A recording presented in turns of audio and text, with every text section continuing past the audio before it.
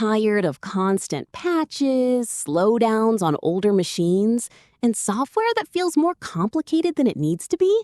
Take a close look at Linux Mint. For a lot of people who try it, the latest desktop versions don't just compete with Windows and macOS. They simply feel better for everyday use. I'm not talking about pure ideology or Linux is always superior. I'm talking about a polished, traditional desktop that just works. First, the core appeal. Linux Mint's default Cinnamon desktop sticks to the classic Windows, icons, menus, pointers approach. That familiar layout is still one of its biggest strengths. It's comfortable from the first boot, yet the recent Cinnamon releases feel noticeably quicker and smoother. Animations are cleaner, the overall look is more refined, and the system responds with less lag than many people expect from a free desktop. You can also choose the lighter XFCE or Mate editions if you prefer something even more streamlined. The project no longer maintains a KDE version. For that experience, people usually turn to Kubuntu instead. Mint itself stays focused on stability and the desktops it does support well. Now, about the security and peace of mind, one area where Linux continues to shine out of the box is security.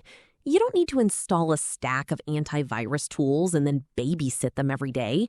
On a properly maintained Mint system, updates arrive through a clear, controlled process, and most users report far fewer security headaches than they experience on Windows or even macOS.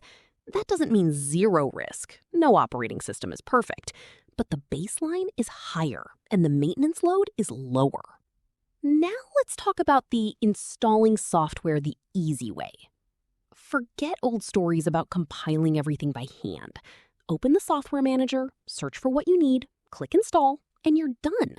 It supports traditional packages and Flatpaks, loads faster than it used to, and makes adding browsers, office tools, email clients, or anything else straightforward. LibreOffice, Firefox, and Thunderbird still come ready to go. If you prefer something else, Chrome, Evolution, or whatever fits your workflow, you add it in a couple of clicks.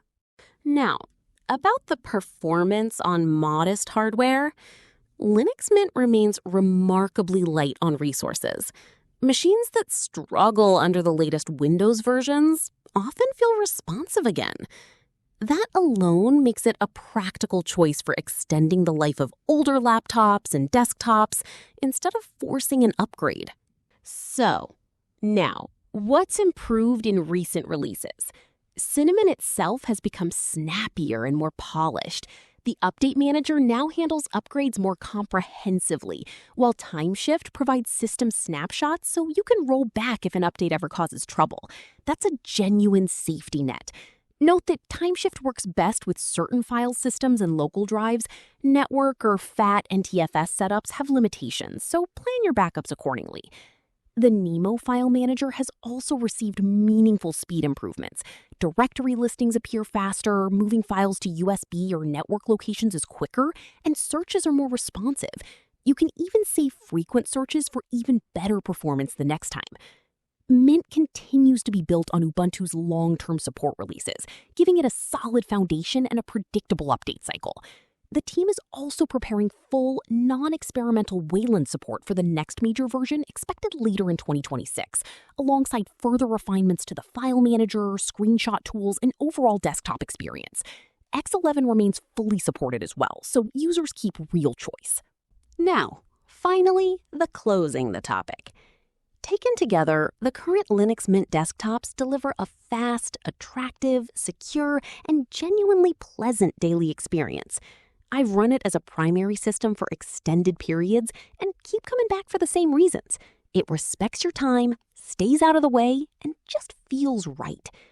If you've been curious about switching or dual booting, download the latest Cinnamon, Mate, or XFCE edition, try it live from a USB stick, and see for yourself.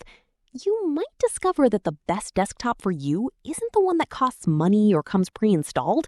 It's the one that simply works the way a desktop should. Thanks for watching. If this was useful, leave a comment with your own experience or questions, and consider subscribing for more practical Linux coverage.